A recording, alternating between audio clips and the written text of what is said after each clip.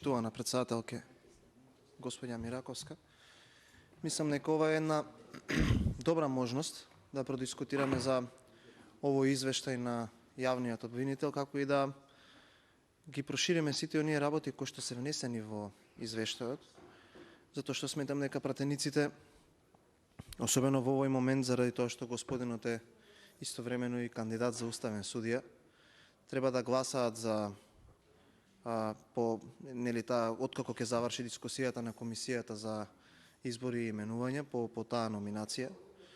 И лично сметам дека некои прашања треба да бидат одговорени заради тоа што со самата функција, особено со поведението на јавното обвинителство, и текако има во јавноста сериозни прашања кои што треба да бидат одговорени, затоа што имаме тука сега две компоненти. Еден официјален извештај кој што е поднесен, во кој што има статистика и во кој што јас сум 2,5 скоро години пратеник. Се сеќавам на извештаите кои што беа поднесувани претходните години. Генерално се истите забелешки за недоволна кадрова екипираност, за недоволни технички помагала кои што помагаат во работата на обвинителството. И некако мислам дека тоа е една проформа во која што само се нотираат слабостите, но не се дава одредено решение за тоа да се надмине. А втората е перцепцијата на јавноста, за која што јас нема да политизирам, но сметам дека е едно сериозно прашање кое што и текако треба да биде адресирано, за да може да се понудат на тоа соодветни одговори и соодветни решенија за ситуацијата во која што се наоѓа македонскиот правосуден систем, за која што сметам дека и по размислувањата и по перцепцијата на граѓаните, но и по релевантните мерења на јавното мислење никогаш не биле пониски од сега. Сега, каква би била суштината на пратениците во собранието, доколку пратениците не разговараат и за тоа што треба да се смени, што треба да се промени, а и да постават прашање како обвинителот смета дека таа перцепција треба да биде исправена, заради тоа што прво, моето лично мислење е дека доколку допред едно 6-7 месеци имавме обвинител кој што е медиумски активен, кој што сака да дава изјави или одредени негови размислувања за одреден судски процес, ние во моментов, откако стана јасно дека господинот Јовевски ќе биде кандидат за уставен судија, имаме комплетно немо обвинителство, дури немаме никакво јавно известување, дури ни за обични прашања кои што сметам дека со таа функција треба да бидат присутни и во секојдневието и во општеството. Само да подсетам, има држави во светот каде што носителот на функцијата јавен обвинител, особено за позицијата на која што е господинот Јовевски, се бира и непосредно, односно има кампања, обвинителите водат кампања за потоа самите граѓани да донесат одлука дали некој кандидат заслужува да биде избран на таа функција или не заслужува. Кај нас во државата имаме еден систем во кој што може и со месеци никој да не слушне никаква изјава од јавниот обвинител во земјата. Ги следев со внимание дискусиите на претходните колеги, како и одговорите на господинот Јовевски. И не можам да заклучам дека и овој пат третманот кон пратениците ќе биде ист, ќе се даваат сувопарни одговори кои што ќе почиваат на одредена статистика и нема да имаме никакво дообјаснување за суштинските прашања кои што ги мачат и медиумите, но и граѓаните и сите оние кои што сметаат дека во државава треба да имаме еден солиден правосуден систем, односно се почесто немањето на правда и еднаков третман кон сите граѓани е контрибутор број 1 за граѓаните до оваа држава да се иселуваат. Прво ќе поставам прашање кое што сметам дека треба да ми биде одговорено. Сакам да направам и да повлечам следна паралела. Господине Јовевски, вие често забележувате на недоволна кадрова екипираност и на недоволна техничка припременост на институциите и јавни обвинителства на секаде низ државата. Согласно деловникот, секој пратеник може да даде кандидат за уставен судија. Со оглед дека вашето име во тој контекст дојде од пратеникот мнозинството, и ја лично сметам дека тоа е одредена близина. Дали до пратеникот или до мнозинството, тоа ќе го оставам граѓанството да одлучи. Сега, ако сте можеле, затоа што јас, согласно Уставот, сум како пратеник независен и можам да, и треба и тоа го правам, согласно моите лични уверувања функционирам во собранието, јас никогаш не би давал бланко поддршка, односно да предложам некој за кој што не сум 100% сигурен дека тој е правилен или квалитетен избор за одредена функција. И тоа никогаш нема да го направам, заради тоа што согласно Уставот, јас тука, кога ќе дадам поддршка за нешто или кога ќе предложам некого, настапувам во свое лично име и во своја лична сметка, што би се кажало така во некој стручен промет во државата. И сега фактички на тоа тој што ве предложил или мнозинството кое што се бори за вие да бидете уставен судија ве познава добро и за вас има добро мислење или имате добри конекции со тие луѓе. Зошто не сте го искористиле вашето, еве ви кажал, влијание или добрата конекција со луѓето кои што ве поддржале, кои што се борат за вас да станете уставен судија? Конкретно во буџетот за 2023 година, кој што е 5,3 милиарди евра, не се обезбедат повеќе средства за обвинителството, за да можеме да обезбедиме повеќе технички помагала за институцијата обвинител на секаде во државата и да се обезбедат повеќе средства за да се вработат повеќе луѓе во обвинителствата, затоа што недостигаат од технички карактер служби кои што треба да им помагаат на обвинителите за побрзо да идат процесите, и тоа е сосема нормално реално прашање на кое што очекувам да ми биде одговорено. Или конкретно, ако сме држава во кое што најголемиот дел од граѓанството има сериозни забелешки кон работата на јавното обвинителство, зошто ние, например, да не обезбедиме повеќе средства во буџетот за вработување на повеќе луѓе во јавните обвинителства во државата? Зашто да се вработуваат луѓе, да речеме, во владата или кај Артан Груби? И тука сметам дека наместо да се вработуваат луѓе кај Артан Груби или во другите институции во државата, можело да се вработат кај вас.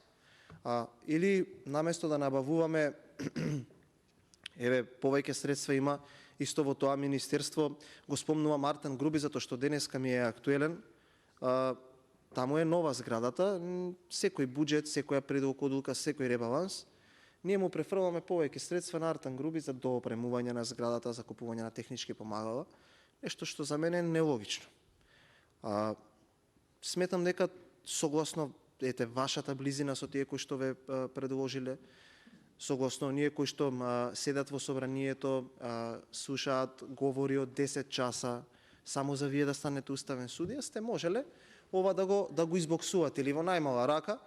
Зашто не сте испратиле јавен апел до пратениците, па еве јас отворено ви кажувам дека ние како политичка партија и јас како пратеник имам личен интерес и личен мотив со амандман, со дискусија да помогнам јавното обвинителство да добие повеќе средства, за да кога ќе се променат работите, сите да бидат еднакви пред правдата, за да не се вадиме дека немаме доволно технички помагала, немаме доволно луѓе, па да касниме во истрагите или да не ги отвараме истрагите и да ни се случуваат ситуации како оваа последнава, која што беше многу комична, во кое што господине Јовевски и вие како учесник на шарената револуција и луѓе од вашето најблиско окружување застанавте под слоганот "Нема правда, нема мир".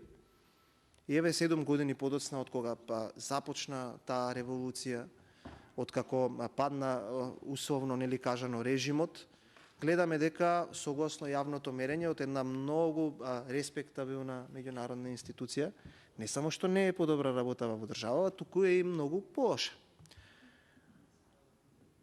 Она кое што е клучно прашање во општеството кое што се наметнува и клучна перцепција, еве и ако го прифатам фактот дека можеби еден господин кој што сега е покоен во едноминато време кога имаше вашата функција, му се лепеа различни ентитети, го бркаа луѓе кои што по гаражи, кои што потоа завршија во управни одбори во Телеком со неколку илјадници евра паушал, кои што сега ги нема да трчаат по вас или по некој друг, ги нема едноставно да ја следат обвинителката Русковска или оваа Дамева, едноставно ги нема луѓе, не знам што се случува со нив, ние во државата, еве до допрен глас, сакам да допрам до вас, зашто да не отвориме еден случај па да видиме како се финансираат или како се исплаќаат средства на луѓе кои што се активни во невладиниот сектор. Тогаш тој обвинител беше сатанизиран. Тука седеше на истото место до вас, до господјата Јанева, па пратениците од мнозинството го навредува, кажува соработник со мафијата. Сега, ако во тоа време било полошо, нели заробени беа институциите, се фарбаа институциите, по анкетата на таа реномирана агенција, сега многу полошо се живее или правдата се управува во оваа држава, што мене ми дава за право јас да констатирам, односно да не можам сега да не се согласам со поранешниот бугарски премиер, братот на Зоран Заев и љубовта на Стево Пендаровски, дека секоја држава има мафија, но во Македонија мафијата има држава. Иако во составот на мафијата има, нели, таму како се викаат тие андербос, подшеф, кум, подкум или советник, ние во мафијата во нашата држава си имаме организирано исто така, например, тој ако треба да контролира одредена територија, кај нас контролираат обвинителства или судови. Сега тој ќе го поставиме во јавното обвинителство, овој ќе го поставиме во висшето обвинителство, овој ќе го ставиме на организиран криминал. Чекајте да видиме од сликава во штабот со Заев кој е подобен, ќе го ставиме на судски совет, па ќе дојде на вашето место преска го видов Јолевски, штета што не е тука, затоа што кога имавме извештај за Јолевски, јас првпат имав впечаток дека имаме институција во држава зашто е ненадлежна за ништо, човекот за ништо не беше надлежен.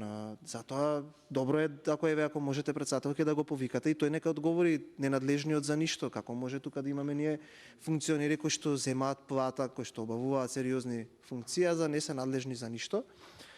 И ние така во држава мафијата ја го контролира правосудниот систем. И сега жалам што нема тука некој од мнозинството да се охрабри, особено Калевска Ванчева, па да реплицира, да рече во ваше време како беше, па и за тоа да зборуваме. Еве и под предпоставка да земеме, затоа што во математиката има една функција која што се вели, што се нарекува веројатност и се пресметува веројатност. И веројатноста да прифатиме дека беше така, а не е, ама ајде да прифатиме дека беше така. Дали тоа за право нас не дава ние да продолжиме да се однесуваме со истото поведение? Не. Кој ни дава на нас надлежност па да продолжиме да се однесуваме на истиот начин? И сега, господине Јовевски, ние имаме една ситуација во држава каде што огромен дел од граѓанството, а особено најсериозните политички чинители, општественици, професори на правниот факултет, имаат перцепција дека не само што не се превзема ништо, туку има громогласен молк во обвинителството. Туку има громогласен молк. Не се превзема ништо, се молчи, имаме скандали на секојдневна основа, дури и да се од опозицијата. Сега имавме скандал каде што беше вмешан и премиерот. И никој од обвинителството не превзема никаква улога. Дотаму е стигната пасивноста на обвинителството. Може би е во прашање вашиот мотив, не сте заинтересиран повеќе да работите затоа што сметате дека треба да бидете уставен судија.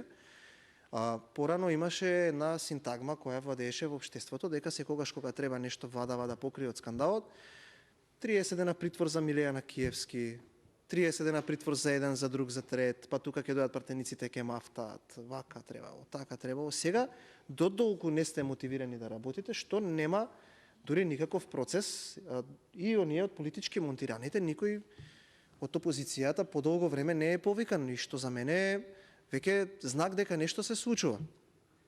Тука не викам дека треба нормално, затоа што сепак и вашите постапки и постапките на судовите има некој кој што ги следи. Прво се нашите меѓународни партнери, а второ е судот во Страсбур.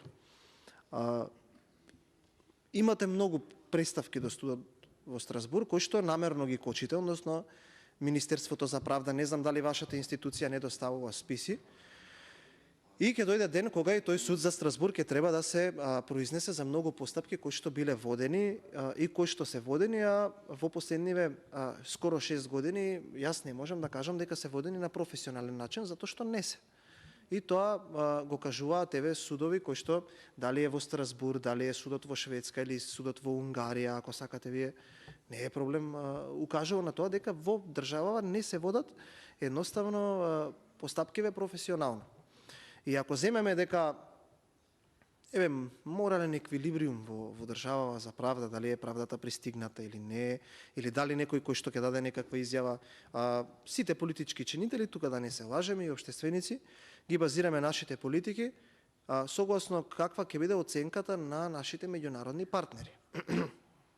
Господине Јовевски, јас не би бил горд да во мојот мандат, дали како премиер на владата или како јавен обвинител, дојде нашиот стратешки партнер, односно амбасадорката на Соединетите Американски држави, да гостува на најгледаниот национален ТВ дневник и да даде изјава дека сериозно нешто треба да се превземе, дека корупцијата царува и дека многу милиони долари пари на даночните обврзници на Соединетите Американски држави биле потрошени за зајакнување на капацитетите на судството и обвинителството, а тоа да станува само послабо и послабо. Што значи дека тоа, ако не го запали црвениот аларм, не знам што треба да го запали. Ете, ако кажуваме ние дека Јовевски е непрофесионален или русковска, или обвинителството, или судството, па власта ќе се брани. Јас не можам да ја разберам потребата зошто пратеник од мнозинството да ве брани вас на извештај. Вие не сте политички определен, барем официјално. И сега тука ние ќе дојде некој од овие од мнозинство во пратенициве и ќе ве брани вас, барем од оние од СДСМ, а оние од УИ не доаѓаат заради тоа што таму е една од главата на мафијата која што споменував, а која што во мојот говор понатака и детално ќе се осврнам на неказнивоста на таа партија која што е над 20 години е канцер во општеството и во кое што, ако видиме председателите на судовите или вишиве обвинителства или онамо каде што посредно или непосредно се гласа, секаде се луѓе кои што, внимавајте, или сакаат да планинарат, или ловеле, или биле во ресторан, или случајно се погоделе со некого, па седеле со маса, на маса со некој од овие од УИ. И како по обичај никој во оваа држава ништо не знае, а сепак сите тие карактери, сите тие именувања стигнуваат на местата кои што се актуелни и сега. Сега излегува америчката амбасадорка, ја дава таа изјава и имаме еден молк. Сите во оваа држава почнуваат да молчат, а најмногу молчат оние кои што најмногу обвинуваат некоја претходна гарнитура дека се однесувала не подеднакво како вие сега, туку многу, па би рекол, покоректно. Многу покоректно. И тука, еве, има и со различни години кој како се перцепирал во јавноста. И повелете, професор Кјова, мислам дека ваше. Кој како се перцепирал во јавноста, фактички укажува на тоа дека сега никогаш послабо не било рангирано обвинителството и тука јас не сум правник по вокација, сум економист и вака кроз табулацијата со бројки мислам дека добро ми оди и сакаме и заедно да продискутираме за вашата изјава дека не е точно дека само 3% 3% имате доверба, туку тоа е околу 21%, но не е тоа баш така и толку точно. И сега, ако го земеме тоа како морален еквилибриум или како патоказ дека нашиот стратешки партнер укажал на тоа дека имаме корупција која што царува, вие имате, па би кажал, најсериозна улога во тоа. И сега има тука две работи кои што треба да се направат. Или како морален чин да се поднесе оставка, да поднесете оставка, со тоа што ќе бидете чесен до крај и при условите кога ќе ја поднесувате оставката, би биле доволно храбар, а јас сметам дека храброста треба да биде составен дел на еден човек кој што сака да биде јавен обвинител, и да кажете кој све ви вршил притисок. Да кажете дали Зоран Заев ви вршил притисок и како. Да кажете дали Ковачевски продолжи на истиот начин, преку истите канали да врши притисок и како. Дали притисок ви вршеле можеби некои други функционери кои што се сегашни или поранешни, и да кажете дали во оваа држава министерот за внатрешни работи преку присушкување на јавното обвинителство уценува обвинители или што е уште пострашно, дава информации на оние кои што се обвинети. Затоа што ние во државава имаме, господине Јовевски, една банда која што е доминантно составена од два краја на Скопје. Едната е од Арачиново, Едната е на една општина од излезот од Скопје и на едно популарно место наречено Дуќанџик, која што е толку недопирлива во моментов, што никој не смее нито да им го спомне името, а не па да ги каже. И таа банда криминална ја убива нашата младина со растурање на дрога, во кој што секогаш кога има опција или обид да се уапси, акциите се пробиваат и добиваат тие луѓе дојави, бегаат од домовите. Данокот и струјата, тоа е сосема споредично прашање. Тука зборувам за криминална банда која што е под истата сила како Пабло Ескобар во Колумбија. Добро би требало да знае обвинителот за кого зборам.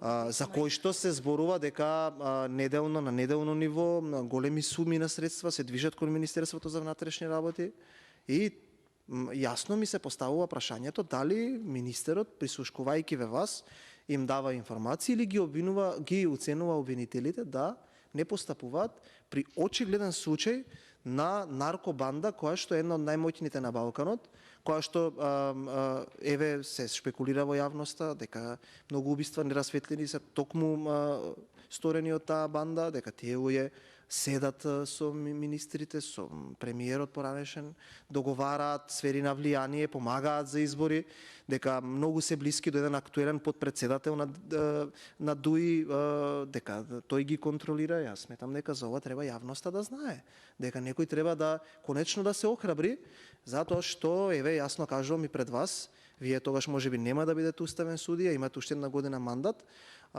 треба вие да ја понесете историската не му се закануваат на него. Тука има други должничко-доверителски односи, тоа треба обвинителот да си го каже.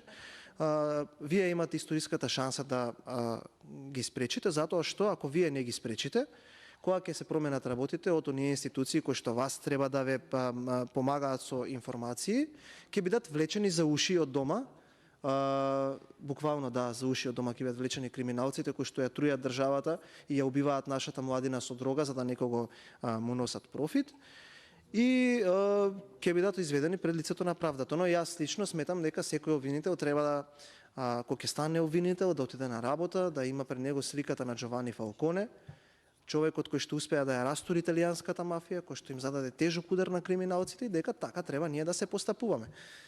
Тоа е, би рекол, случај на пример на позитивен вака јавен обвинител кој што оставил позитивна перцепција во светот, но не е позитивен случајот со Катица Јанева, која што на истото место, тоест едно место понавака седеше тука, па се закануваше на пратеници, па укажуваше, вршеше притисок, даваше квалификативи, кој каде кидел, кој каде ќе застанел и шепка, да. Но вие останавте последен мохиканец на правосудниот систем кој што беше инсталиран од Зоран Заев. Што мислам кога ќе кажам последен мохиканец? Или еве ако ви пречи квалификативот почитувана председателка, ете последен столб, последен пилар. Јас колегата пред вас го замолив. Дајте да зборуваме со дигнитет. Никој не ве прекинува. Добро се, добро. Зборот дигнитет го има секоја личност, кој што е создаден во карактерните вредности прво преку домашно воспитување. А потоа дигнитетот се покажува преку постапки или преку одредено однесување. Дигнитетот мој може да судат гласачите, оние кои што ме следат, согласно тоа јас како се однесувам или дали тоа што го зборувам е така или не, или дали тоа го правам. Но ете, добро, ќе ве послушам, еве ќе речам последниот пилар на правосудниот систем на СДСМ и ДУИ, што мислам под тоа. 2015 година имаше материјали кои што беа произнесени како бомби, во кои што господинот подпредседател на Собранието Мисовски и ред други кои што сега се поранешни министри, директори на електрани на Македонија, кои што се најбогати луѓе во државата во Централна Македонија, кои што доаѓаа во Собраниево. Ова не е дигнитет, ова е реалност. Вие и колешката Благица Ласовска може да потврдите, особено Благица може да каже, мислам дека е пријавена за збор, директорот на електрани на Македонија доаѓаше во Собранието со едно летно сако за сега да купи бутек во Истгейт. И тоа е факт. И тоа може да го потврди секој кој што сака. Како се збогатил за 5 години, тоа е работа на вашата институција. Но не се. Ќе објаснам и за тоа подосна. Тогаш излегуваа пратеници од мнозинството и мафта, читаа бомби, лудаци, ваков таков, ќе се санкционираат, криминалот, режимот, ќе ја враќаме правдата, ќе си лежите, нема да има мир додека има правда. И побараа да се инсталира специјално јавно обвинителство за гонење на криминал кој што произлегува од бомбите. Тогаш учествуваа две партии во власта, едната беше партијата ВМРО ДПМН и другата беше оваа партијава ДУИ или да зборувам со дигнитет, по информации од социјалните мрежи, Коза Ностра, така ја перцепираат учесниците или корисниците на социјалните мрежи. За нив немаше бомби, една или две, и тие луѓе се безгрешни и сега ќе ни даваат комични изјави дека биле политички академии и дека ние требало да го следиме тоа, но тоа е друга тема на муабет која што може да ја отвориме. И се направи специјално јавно обвинителство. Се носеа маички. Едната ќе беше председател на држава, другата сакаше да биде популарна, се сликале со незе. Третава од Гевгелија нели беше како символ за правдата. Потоа господине Јовевски од нигде никаде излезе Вилма Русковска, нели во обвинителство за организиран криминал. Потоа дојдоа на ред судиите, од кои што една требаше да биде ваш председател во Уставниот суд, Кацарска.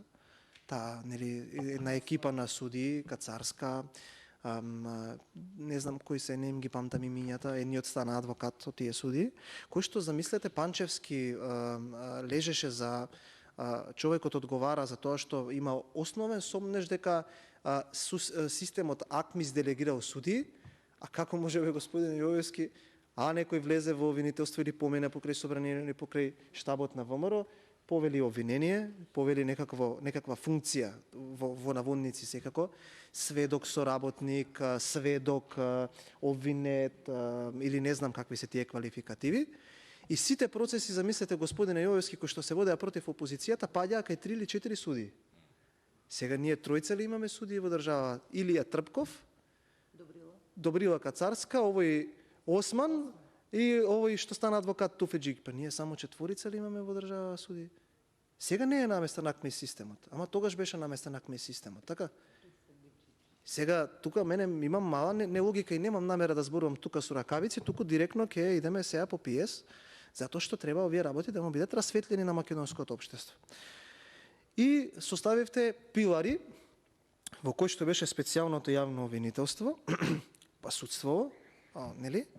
Направивте една силна вака публика од невладиниот сектор, која што тука треба да биде, да навива, да кажува, да суди, да пишува на медиуми. Наредната недела киде Бојан, Панова, Пренџов, Ласовска или било кој друг ќе биде осуден, за да луѓето им се внесе страв. Пресконференции, да, и на крај вие упаднавте во таа игра, како еве јавен обвинител, значи го имате јавното обвинителство, го имате специјалното јавно обвинителство, го имате она обвинителство за организиран криминал, ги имате судиите и тоа требаше да функционира како што треба. И одеднаш се заборави тоа. Нема правда, нема мир, престана да важи, ќе си лежите, престана да важи. Оние кои што имаа дигнитет, интегритет, кои што велеа не сме виновни, но ете ќе одговараме преку наместени судски процеси, ќе удеме секој ден на суд, нема да има признавање на никаква инстанца, рекордно ќе се закажуваат судските рочишта. И тоа си функционираше секако што треба. Па ги мкневте, ги тегневте пратеници во притвор, за тука во 13 часот на Муковски крсто да му дадете дека треба да биде ослободен од притвор, па да дојде тука во 20 часот да гласа. 22 се извинувам. Па имаше многу пратеници такви кои што еве ќе му поделиме на овој, на оној, па имаше едно време јас тука комично кажува во собранието дека требаше да поставите еден кен пред штабот на ВМРО ДПМН, некој како влезе и излезе, како ви изгледа, да му даваме квалификатив. Ти ќе бидеш сведок, Ти ќе бидеш соработник, ти ќе бидеш обвинет, ти си учествувал, не си учествувал. И не е важно дали на некого ќе му е уништам политичката кариера, или тоа е сосема неважно. Животот, дали ќе му го уништиме, пострадаа родители, луѓе беа во притвори, одговара, вие ликувавте на тоа, тој што тука доаѓаше со летното сако стана милионер. Тие што учествуваа тука, кои што кажуваа како треба и да бидат наш ги заборавија тие работи. Тие кои што ги бркаа луѓево тука со камери ги наградивте со управни одбори во сериозни институции со јадници евра. И така амбасадорски јахти, тука се збогатија и тоа еднаш се заборави. Сега Ова е ново за НАТО е. Со НАТО со 6-та година поред, Колешке, ве молам, добро се снаоѓа Бојан, немојте да му 6-та година поред, ние ви велевме дека одговорност ќе има и дека тоа што се случува еден ден ќе престане и дека ќе треба да се соочат со лицето на правдата, но во себе возлюбено, така е изразот, себе возлюбен кога е некој, не сакаа да слушаат, одбива, излегуваа на пресконференции, снимаат документарни филмови, се кандидираа за функции, се подсмеваа со судбините на луѓето, забораваа луѓе по притвори во кафана, во опуштена атмосфера, го заборави оној. И пазете што се случува од еднаш. Почнавте да шурувате со тие кои што беа дел од режимот. бизнисмен бил. Со бизнисмените од режимот. Бизнисмен. Сашо Мијалков. Бил бизнисмен. Ете, колешке се изненадивте зашто му го спомнав името, јас немам никакви квалификативи тука, кај мене нема пардон. Бизнисмен, со него можеме да се договориме. Кај мене нема пардон. Ако некој се огрешил, се огрешил. И видете се што се случува. Од еднаш Љупчо Георгиевски имаше една интересен израз дека се збогатил колку просечен македонски бизнисмен. И веројатно овие просечниве македонски бизнисмени од транзицијата, кои што видите само што ќе завршат со својата функција, се збогатуваат, од еднаш стануваат најдобри пријатели со овие кои што ги гонат. Со обвинителиве, со судииве, па добиваат повластици од судскиот систем, додека тие што немаат пари, што се политички осуденици, кои што се терористи, замислете терористи, во затворите невино осудени луѓе, тоа го кажам, тотално не ме интересира кој како ќе ме пренесе во медиумите, затоа што правдата е слепа. Дамакловиот меч виси пред секоја глава, знае господинот што е Дамаклов меч. И сега одеднаш тие кои што беа режим, беа непријатели, ќе си лежеа, ќе идеа во затвор, одеднаш, замислете, им паѓаат пресудите, апелација не знае, никој во држава ништо не знае и неодоливо ме потсети на еден контрибутор кој што ме натера да размислувам дека мафијата има своја држава, а тоа е Џон Готи, еден од, веројатно вие го познавате, затоа што на тие доквалификации кои што сте ги имале, или во оние многу милиони долари средства на даночните обврзници кои што биле плаќани за вас да ве доквалификуваат, ви ги кажувале случаите на Џон Готи. Тоа е еден од оние кои што се организатори или иницијатори или создавачи на тој организиран криминал во Соединетите Американски држави, кои што сите знаеа дека со што се занимава, а господинот со скапио дела, со десетици илјади долари доаѓаше на суд и секогаш наоѓаше начин да го изигра законот. Секогаш, без искочок. 3 или 4 судски процеси, господинот наоѓаше начин да го едноставно заокружи или да го прескокне, или да ги надмудри овие правосудни органи, и кај нас се случува истото. Кај нас се случува истото кога имаме едно стерилно јавно обвинителство, кое што соработува со криминалот, кое што има отворени врати на криминалот во државата и секакви бандити, криминалци, без разлика кој од која политичка партија доаѓа, кога нешто е сторено и тука нема ние да се вадиме или да бидеме политички коректни, затоа што не треба да бидеме политички коректни, добиваат ослободителни пресуди. И ние се обидувавме преку сите средства што ги имаме, собрание, јавност, да апелираме дека нешто треба да се промени, дека владава, па Заев нели водеше едно тело каде што требаше да прави реформи во правосудството. Треба нешто да се промени и ништо не се променуваше. Овие кои што беа невини во затворите, оние кои што требаше да обработат за да се смени името на оваа држава, и оние на кои што имавте собран гнев, тука не се обраќам кон вас, може би е тоа ваше интимно чувство, тука се обраќам кон оние кои што треба да бидат тука позади вас, а не се пратениците. Имавте гнев заради тоа што 10 години поред трпевте континуирани порази, бевте надмудрувани, бевте надработувани, бевте на некој начин соочувани со вашите неквалитетни политики. Почнавте целиот гнев да го истурате врз тие луѓе. И сега ние велиме дајте да смениме нешто, не бива вака, не е во ред. Почна како домино еден по еден овие пилари да паѓаат. Прво успеавте елегантно да го извлечете ранетиот, под наводници, и да ја извлечете Кацарска од инстанцата судска која што беше присутна. Во животот треба да имате дигнитет, или репутација, или интегритет, и да не носите одлуки за кариерен напредок. Не само како судија, со што и да се занимавате во животот. И беа подметнале, оваа па наивно поверувала дека ќе си обезбеди 9 годишен мирен мандат во Уставниот суд, ако додели над 250 години казни на невини луѓе. Го стори тоа и ранетиот безбедно беше извлечен председател на Уставен суд. Ни помалку, ни повеќе. И тука нема да заврши епизодата. Тука ќе има и дел 2 во оваа сентенца, односно ќе има тука друга разрешница, но за тоа понатака. Значи, едниот пилар пропадна. Кацарска, најхрабрата, онаа која што беше и од тефтерчето, и од Трастрас, и од Сваровски, и од не знам какво судството, таа ја ставивте председател на Уставен суд. Доаѓа наред вториот пилар. Тоа е специјалното јавно обвинителство. Излегува во еден реномиран италијански медиум како се рекетирани оние кои што без никаков основ добиваа обвиненија.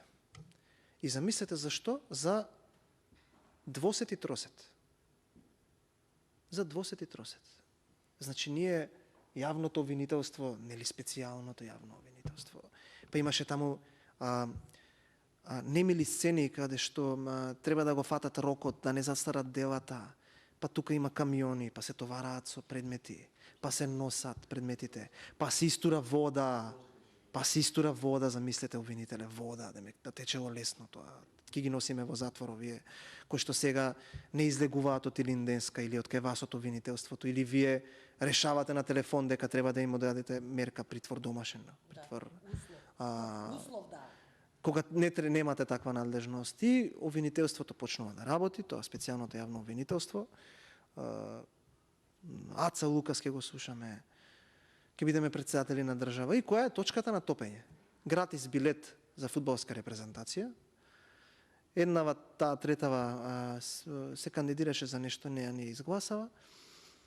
И Катица Јанева во директна корелација со бандити кои што сега се во затвор, а кои што си кажуваат кој ги терал, WhatsApp комуникации, кој им кажувал Боки оди, разговарај, направи муабет. Кај мене дома не доаѓал ниту еден од тие актери во ваквите местенки. Напротив, видовме слики кај Радмила Шекеринска, кај Стефан Богоев, Софросина Ременски.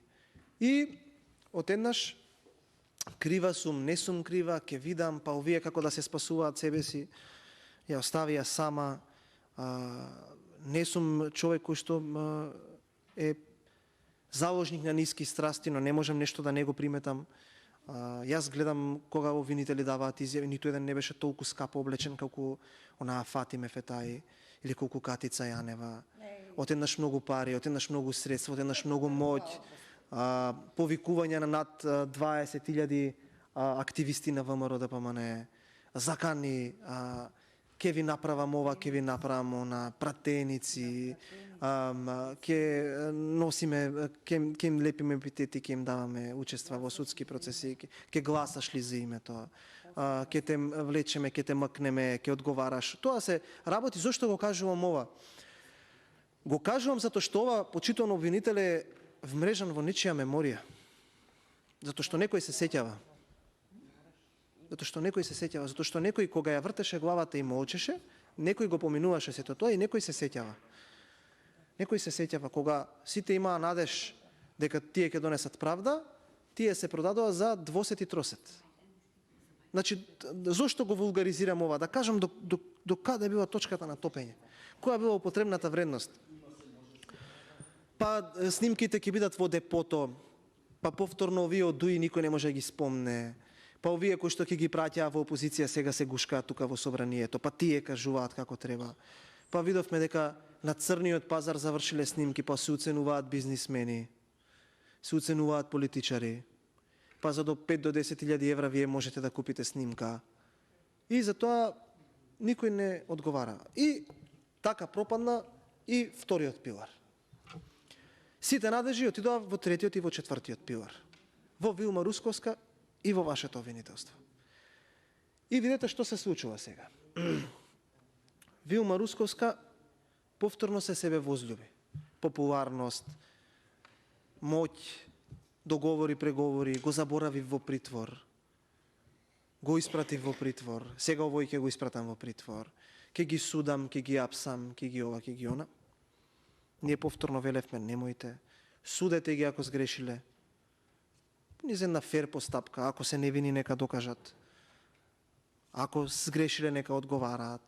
Немојте само кај едната страна и кај другава страна има скандали. Не, јас ке терам, јас знам такви изјави. И во одреден момент, при таа активна рекет шема, се содруваат двете ударни игли кои што требаше сега да им помогнат на овие од власта да обезбедат нови уставни измени. Тоа е Арафат Муареми од финансова полиција и тоа е Вилма Русковска. И тука доаѓа судир не на надлежности, не на постапки помеѓу себе за предмети, туку за рекетот. Кој ќе ги земе парите? И почнува јавна канонада, пресметка во јавноста, што е добро, затоа што јавноста да го види со какви луѓе си имаме работа.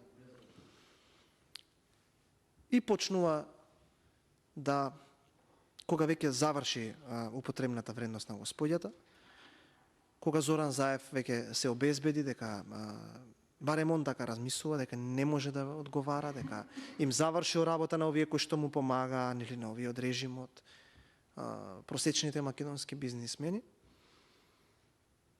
падна и тој пилар. И на прегласување за обвинител, господјата освои 13 гласа. А како се направи тоа гласање во обвинителството, тоа во подоснежен дел од мојот одговор. И остана уште еден пилар. Тоа сте вие. Сакале вие или не, така ве перцепира огромен дел од јавноста. Вашето обвинителство и вие лично како човек. И сега повторно како да го извлечеме заложникот, ајде ќе го направиме уставен судија. А зашто да му вратиме за уставен судија? Затоа што во државата кај нас има црно и има бело. Едното е функционери кои што членуваат на одредена партија, кои што се осудуваат, се повикуваат на разговор, а од друга страна имаме недопирливи. Или допирливи кога нашите меѓународни партнери ќе излезат во јавност и ќе приложат докази. До тогаш никој не сме да ги пипне. Дури ја да имам проблем со личната перцепција, затоа што сум субјективен, затоа што припаѓам на една политичка опција, тоа не е мој проблем, тоа е ваш проблем. А зашто тоа би било ваш проблем? Затоа што вие можеби не сте објасниле соодветно. Ве немало во медиумите, не сте сакале да дадете аргументи. И мене тоа ми создава впечаток дека е направено ради одреден мотив.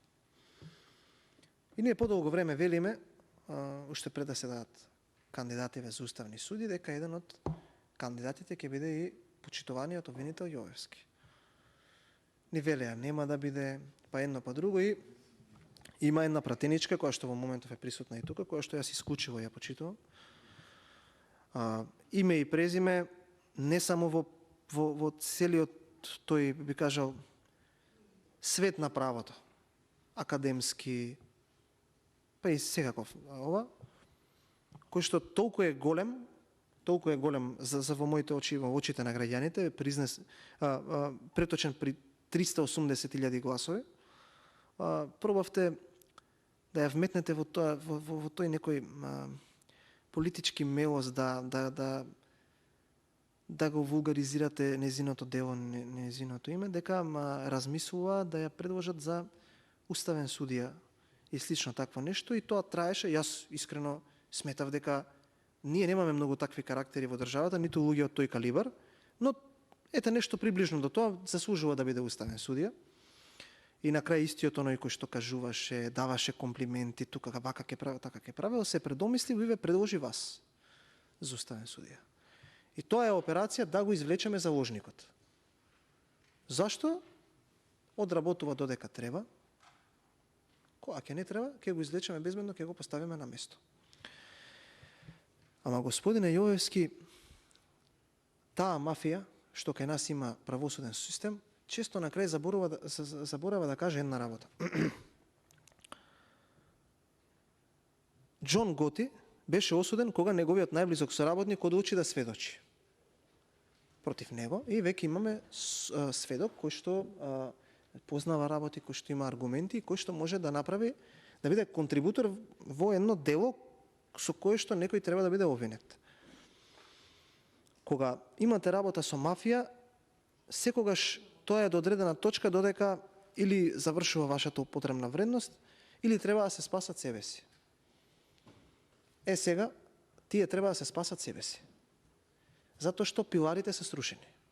И веќе нема правда, нема мир, нема никаква доверба во правосудството или во судството. Народот веќе има прочитано све, на луѓето им е јасно со кого си имаме работа, на луѓето им е јасно како се движат работи во оваа земја и преку анкетите кажуваат дека многу слабо ја перцепираат работата на обвинителството. Ние како опозиција кажавме, нашиот став е јасен, дека дали не влечеле за уши, не тегнеле, не мкнеле, ние ќе имаме долги говори во кој што ќе бараме одговори, нема да биде тоа тавтологија или читање на поезија или некаков национал романтизам за закон за бранители, туку директно прашање од извештаите, кој што го имам тука сега еден со мене, во кој што ние не се согласуваме дека уставни суди треба да се бираат кадри кои што немаат поведение кое што прифатливо за сите. Зашто уставниот суд како врвна инстанца, како една од врвните, треба да има судии кои што имаат реноме или кои што се покажале дека може да бидат прифатливи за сите страни. Еве како еден позитивен пример ќе ја кажам Државната комисија за спречување на корупција. И наместо ние консензуално да ги бираме, нас ни се наметнуваат кадри кои што имаат перцепција во општеството само 3%. И ние тоа не сакаме да го прифатиме. И сега се случуваат неколку интересни работи. Едната уставна судијка иде во пензија, уште едно место има испразнето, овие од мнозинството ќе се тепаа тука за да ви избереме вас за уставен судија. Ја мислам еден Заев да беше кандидат за уставен судија, немаше така да бидат мотивирани. И сега се отвараат 2 места во Уставниот суд, што е шанса која што вие сметаат дека не треба да ја пропуштат, за да инсталираат кадри послушници кои што 9 години ќе ги слушаат. И сега ќе го повлечат вашиот предлог вие да бидете уставен судија. Еве, јас сум го кажал тука, па ќе видиме дали ќе биде тоа вистина или не. Тоа е мојот впечаток. На што сакам да укажам дека не вреди да се соработува со луѓе кои што не си стојат на својот збор. Тие луѓе не си стојат на својот збор. А особено не вреди последната година од вашиот мандат, кој што никој не може да ви го земе, освен вие самиот, да не направите нешто за да го поправите впечатокот кој што јавноста го има за вашата институција или за вас. Тука имам еден список, господине Јовевски, кои што го имаат составено луѓе кои што одблиску ја следат вашата работа. Тоа е ова, за да го видат и оние што не следат, и новинарите, и да го видите вие. Ова е партизација на државни и јавни институции, корупција и криминал од страна на владени и партиски функционери на СДСМ од 1.6.2017 година до 9.10.2022 година.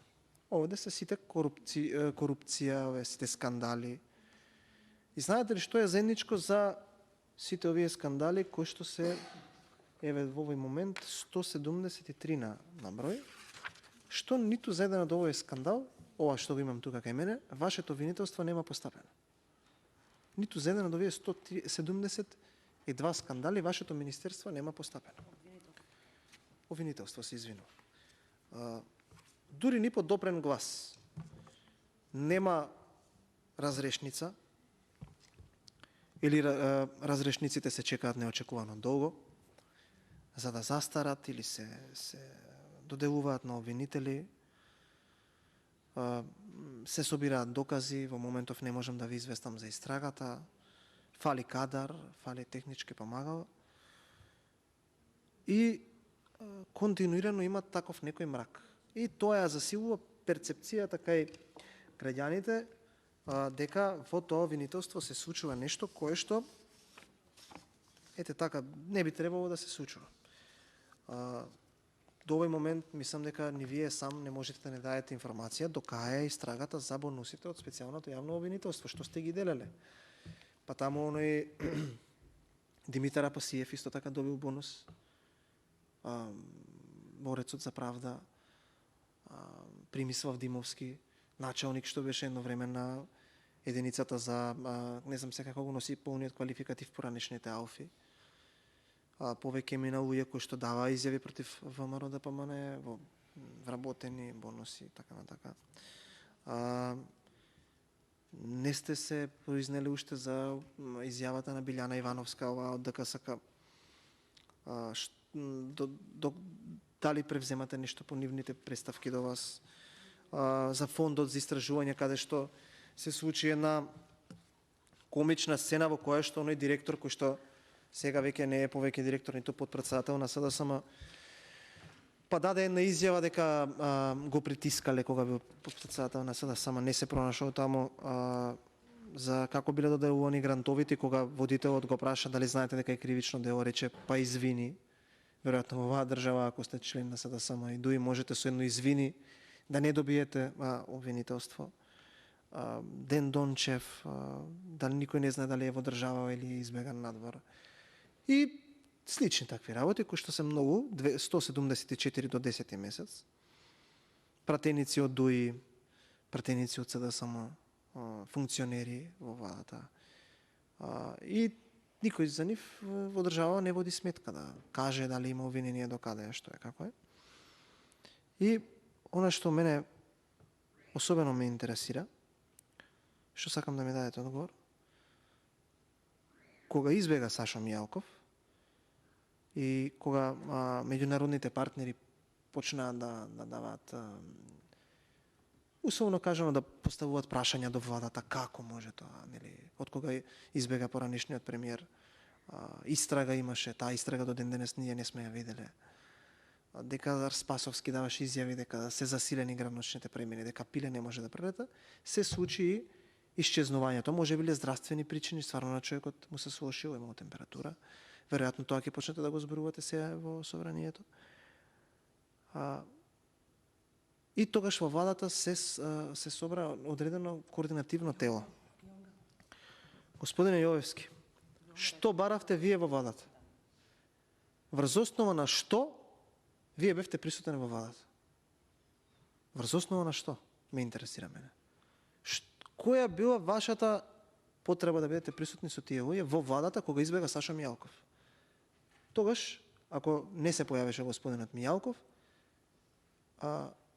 најверојатно владата ќе беше срушена. Ќе требаше да идеме на нови избори. Дали тоа било координативно тело за спас на владата, во кое што и вие како човек кој што е многу заслужен затоа што СДСМ и се уште се на власт и многу луѓе се уште се на слобода, а не треба да бидат. Нормално зборувам туку од владените функционери. Сте учествувале на некој начин да ја спасите владата со тоа што сте учествувале и на тој состанок. Зашто јас лично не гледам потреба да учествува некој друг на тој состанок, освен министерот за внатрешни работи, директорот на АНБ, директорот на ОТА, премиерот, министерот за правда, овие за извршување на санкции, тие директорите, пријатели на Оливер Спасовски. Но таму требало да биде присутен и Јовевски. И потоа, по неколку месеци, и тука пак ќе ве подсетам какви се овие кои што се активни во мафијата, истиот оној кој што го предаде Џон Готи, сега гостува по емисии во Америка, под подкасти, и објаснува како било, кои биле случувањата во тој дел, и почна Вилма Русковска со повредено его и суета да шета по телевизиите и медиумите во државата и да кажува како било. И она вели, чекам ја во канцеларија, ми звони телефон, што да видам на телефонот, најверојатно идентично со тоа време, тука бил и оној кој што ете учествувал во таквите работи. Човекот поставил услов, не баре ова е пазар, ако сакате да се предадам, идам домашен притвор, и таа ви се јавила на вас. И вие од владата сте и кажале дека условот важи. Не, прво не и одговорил, после и се јавил. Да, врз основа на која надлежност, господине Јовевски? Кој ви дал на вас таква моќ и можност? Нели тоа треба па вие да го дадете како предлог, па некој тој предлог да го усвои и потоа вие да го кажете? Не, на телефон. На телефон, да му обезбедиме услови, господинов да се предаде, за да може Зоран Заев да биде уште премиер. И да го прашаме дали си во Македонија. И да го прашаме дали сте во Македонија. Да И сега, екип, телевизија. ова го кажува господјата обвинителка. Јас, дури да имам некој навод што ми е погрешен, ве молам да ме исправите, да ме речете таму и таму грешиш. Тоа ти е субјективно мислење, ова ти е објективно мислење, но ова е изјава на обвинителката.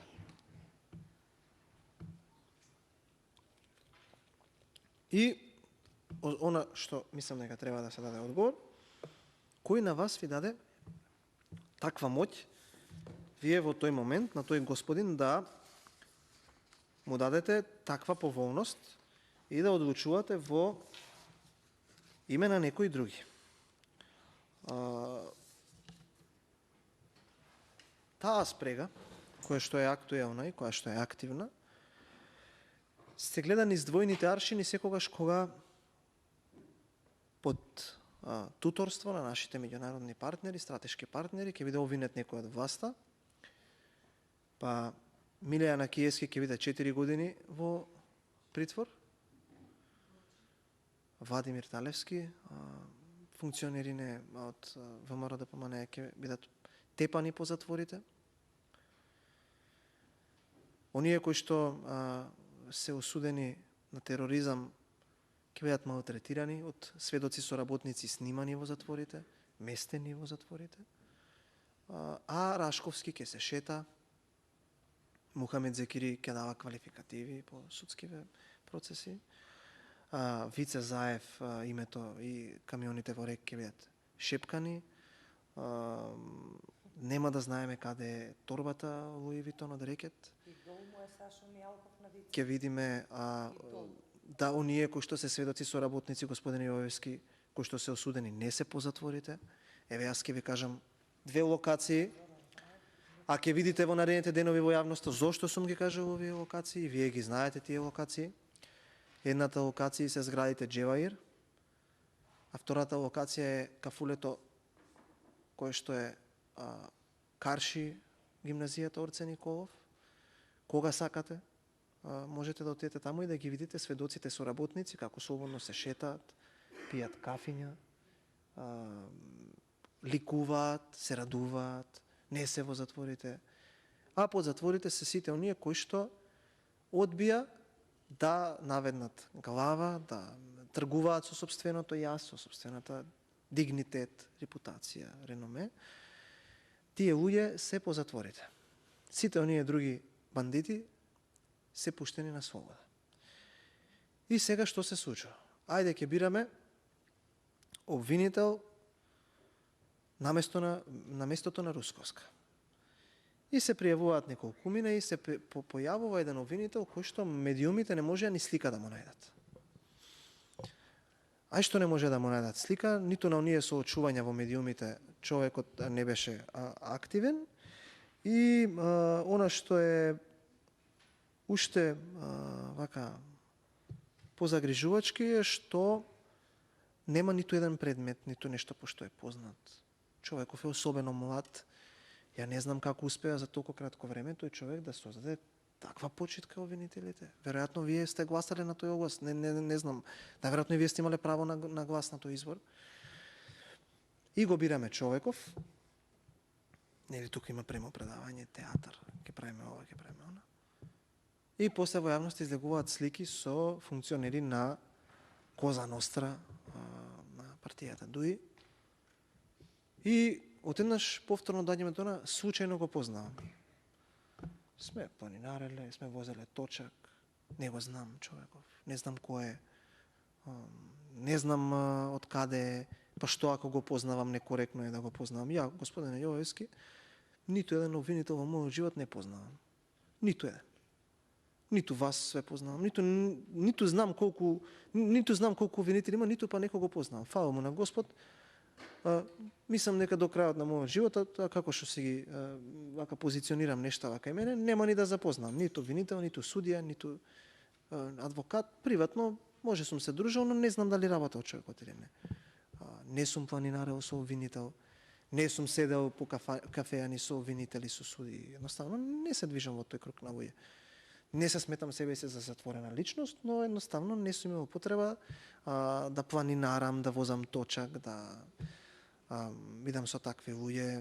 Ниту пред да се занимавам со политика, не сум се движил во исти кругови со подпредседатели на политички партии, со председатели на собрание, председатели на партии на иста маса, затоа што ја ве уверувам дека во такви кругови прилично блиски луѓе седат. Тие се затворени кругови.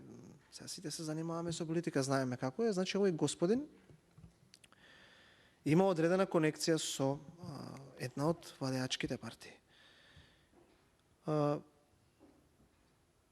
Токму заради тоа, тука колешката Панова ми ја замолив, ми даде еден материјал за како се перцепирани институциите во јавноста.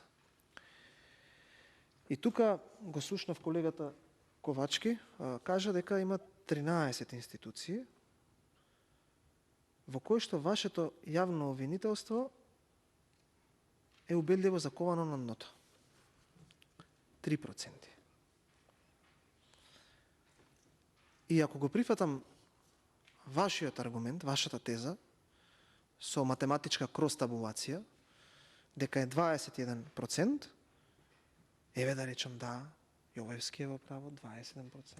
Ајде ги споредиме со претходниве години, ајде го споредиме со обвинителството на режимот, колку беше тогаш, колку е сега, нели го фарбавме, нели немаше правда, немаше да има мир. Тогаш, во најцрните времиња, нормално под наводници во режимот, таа институција имала над 30% доверба. Без крос-табулација, господине Јовевски. Стрикно доверба. Дали им верувате, да или не, да, над 30%. Сега има 3%. Или, ако идеме по вашата крос-табулација и теза, тогаш испаѓа дека 76% не ве перцепираат позитивно. Знаете што е 76%? Тоа е катастрофа. И ако нашиот стратешки партнер кажа 8%, сега е намалено на 4%. Општините имаат, еве по вашата математика, 56% доверба од граѓаните. Опозицијата исто така има 33-4% од граѓаните. Судовите се малку подобри од вас, со 4% доверба, но ова е суровата македонска реалност во правосудниот систем. И вие за ова сте директно одговорени. Не знам дали така се чувствувате или не, но така говорат фактите. колку треба да не си ја работите работата, за да паднете од 30 на 3%. 10 пати да ви се намали довербата во јавноста. Тоа треба не само да ги надминете оние што пред вас можеби не си ја вршиле работата, туку треба многу сериозно да ги надминете. 10 пати помалку. Сериозно да се надминат. Како што кажав, тоа ваше непостапување, тоа ваше нефункционирање на институцијата обвинител, создава една клика во држава да се однесува како што сака. И тука не зборам за овие одбои. Тука зборам за овие новопечените олигарси од СДСМ. Тие сметаат дека можат да имаат и да поседуваат све. Да се однесуваат како што сакаат, брутално да крадат, да составаат нов асет, да го прошируваат своето лично портфолио со нови вредности, со нови имоти, со нови сметки во банка и никој да не ги повика на одговорност затоа што се безбедни. Додека обвинителството постапува вака и ние ќе продолжиме да постапуваме на истиот начин. Но тука сакам да кажам уште една работа. Господине Јовевски, еден ден, како што за све што се случува, ќе има одговорност. Ова не е закана. Немојте да го сватите тоа, ниту па овие власта да ви убедуваат се дека ние тука ви се закануваме. Не ви се закануваме, тоа не е кон вас, туку е кон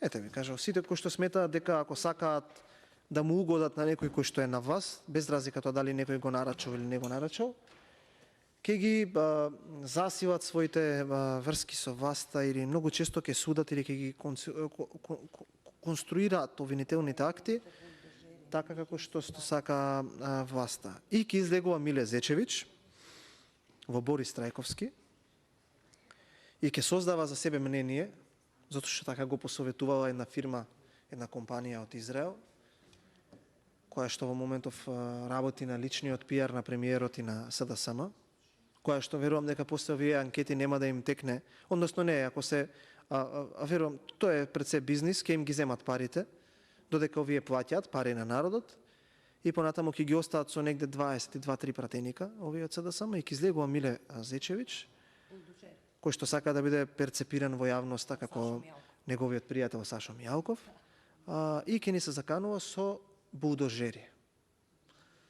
Дека он се што му е на неговиот пат ќе рушел, како немало ништо да го спречи. Пак излегува оној подпредседател кој што играше Сони од Ѓорче Петров и ќе дава изјави во Ѓорче нека дојде кој сака, еве ја тука оваа собраниска комисија нека му пренесат колегите. Јас сакам, затоа што сум пратеник од Ѓорче Петров, ВМРО ДПМН е сака, ајде да одиме на избори па да видиме кој сака или кој што не сака. И ќе се заканува на трибини и ќе се случуваат паралелно со тоа одредени некои активности и нормално тој човек нема да чувствува страв дека некој него ќе го повика сега на одговорност, затоа што вие сте во тефтерот на таа партија и тие луѓе треба да ве гласаат да станете уставен судија, затоа што таму на тие трибини стани Цаци, стани Благоја, станете пратеници да ве види Сава, тие што станаа, што аплодираат, тие треба да ве гласаат вие да станете уставен судија. И затоа ние ништо нема да превземаме за тој дел од работата. Но мене ми се допадна една изјава. Ја ако некого позитивно перцепирам во јавноста, неколку пати сум се сретнал заради собраниски обврски со вице-премиерката Славица Грковска. И мислам дека таа изјава што ја даде за вас, ниту некој кажал да ја или рекол да ја каже, туку лично ја мисли. И тука верувам. Неколку пати како што кажав сум имал можност да разговарам со таа господја и сум стекнал впечаток ради одредени дејности во нејзиното живење дека тоа што го кажува барем за вас го мисли. И наместо вие да речете добро, еве ја повикувам Грковска да дојде, да размениме аргументи, повикувам некој национален медиум да не повика на дебата, да ги сочиме аргументите. Господјата е погрешно информирана. Вие почнавте да ја напаѓате. Без разлика што и со вас се согласувам, господине Јовевски. И ја лично мислам дека таа функција не треба да постои. И со вас се согласувам, затоа што од Љупче Николовски, затоа што не знаеа што да му направат, а да биде министер, му измислија функција, за да имате охранител, да има кабинет, да има возило. И за да може Љупче Николовски да, внимавајте добро, не да гони корупција, туку да собира за пратениците. И рекет, и за пратениците, и да мафта тука на пратенички прашања, за вас имам ова, за вас имам она. И ете, помена мандатот, господинот Николовски веќе повеќе. Не е вице-премиер за добро владење за корупција, сега е господјата Грковска. Ја лично мислам дека таа функција не треба да постои. Тука се согласуваме и ако мислите дека нешто можеме ние како опозиција, како пратеници, барем во аспект на информирање на јавноста, да помогнеме, да извршиме одреден притисок, сме тука да ви помогнеме. И вие почнавте да ја напаѓате господјата Грковска, да се браните сами од себе си. И тука веќе доаѓаме до фактот дека сте и вие во некое себевознесение, себевозљубен, дека мислите дека сте во право, дека вие имате функцијата, можноста во моментов да го добиете тоа што ве следува, за кое што дали е етички и морално не знам, но дали е човечки, дали е на некој начин, ја не знам како избор да го употребам. Нормално е да имате очекувања кога сте се договорили со некого нешто и кога нешто сте му испорачали. Нормално е кога другите добиле нешто, зашто да не добиете, па и вие. Затоа што ако јас ставам на мојата вага што има ова кацарска испорачано, тука сте некаде блиску, кон усоги кон власта. И нормално е да даете таква изјава, нели нормално, затоа што сте љут. Затоа што ве пеналат сега овие од власта и заради тоа што ќе се случи тоа што ќе ви го кажав. Ќе видите дека ќе го повлечат вашиот предлог за уставен судија. Затоа што со мафијата не може да се договарате, ниту со луѓе кои што лажат, кои што не си стојат на зборот, ниту па со луѓе кои што кога е нивниот обстанок, или вие или тие, ќе отстапат затоа што треба да добијат плюс 2 места во Уставниот суд. И сега, повторно сме сведоци на една сцена во јавноста, каде што премиерот молчи, не сака да даде коментар за ова со правосудството, каде што се охрабри Славјанка Петровска како министерка за одбрана, каде што вели сите треба да се запрашаме за институциите, зошто рейтингот е волку низок, зашто граѓаните така не перцепираат, а како нема да не перцепираат кога исчезнуваат докази доставени од Европска институција за криминал во Македонија, за кој што никој не сноси одговорност. И замислете, во Македонија секогаш кога треба да исчезнат документи се случуваат две работи. Или архивата се поплавува, дури и кога е на 4-ти кат, или, замислете, се пали, пожар има во архивата и одеднаш не може некој да достави списи. Искуството кое што ние си го знаеме, основоположник на тоа искуство е просечниот македонски бизнисмен, кој што пресудата на апелација му беше вратена назад. Сега е ваш сон. Да, за тоа чифе, само ќе ви дам два аргументи. Господинот 5 години не е член на ВМРО ДПМН и беше исклучен. И господинот, дали е ваш или наш, ќе се повикам на две работи.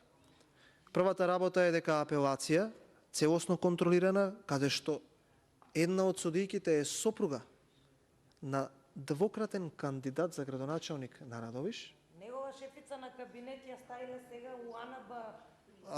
Член на ДИК, Сега, вчера, УАНБ. Член на Државна изборна комисија, помошник директор во Царина, господинот Милев, сопругата негова е една од тие кои што ја донела оваа пресуда, дали е наш или ваш, и Стево Пендаровски, каде што кажа дека пратениците биле убедувани на еден хотел на неколку стотици метри од собранието во центарот на Скопје, на кој што би сакал подопрен глас на осми спрат, на допрен глас до целото обвинителство, да доставам информација, да видиме како во катастар има еден ентитет. Се извинувам. Тоа се вика движење на собственост. Да. Во катастар секој може да отиде да побара движење на собственост. Ајде да побараме движење на собственост на тој хотел. И да видиме во последните 5 години како се движела собственоста на тој хотел. Кој станал друг собственик на тој хотел? Нормално. Братот на поранишниот премиер се шпекулира во јавноста, социјалните мрежи говорат дека има движење во собственоста на тој хотел. Тоа треба да се испита. Толку од тоа кој е наш и ваш, затоа што веројатно Пендаровски има повеќе информации од мене. Јас со тој човек никогаш во живот сум немал контакт. Никогаш во живот ни едно здраво не сум кажал. За мене сегогаш бил екстериторија, но ете Пендаровски го познава. Има тука луѓе меѓу нас што го познаваат, што седеле со него, разговарале, испорачувал услуги. Така да, дали е ваш или наш, друг треба да каже, а веројатно многу подобро од мене тоа го знаат и во вашата партија. Тоа е еден од основоположниците на таквото поведение во институциите, најверојатно, тоа треба вие да го кажете, не јас.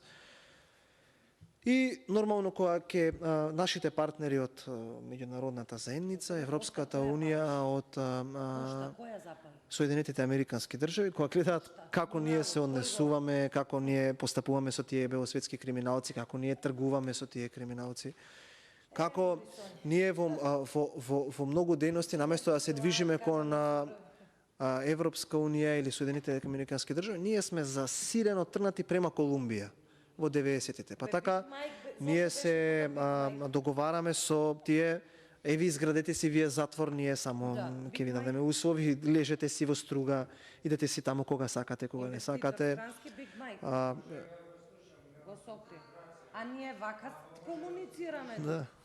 Па не знам кај вас обвинителство, ама кај нас тука вака го потврдуваме. Благица, стварно ќе те замолам. Значи, втор ден е расправата, не те опоменувам, долго време сме колежи.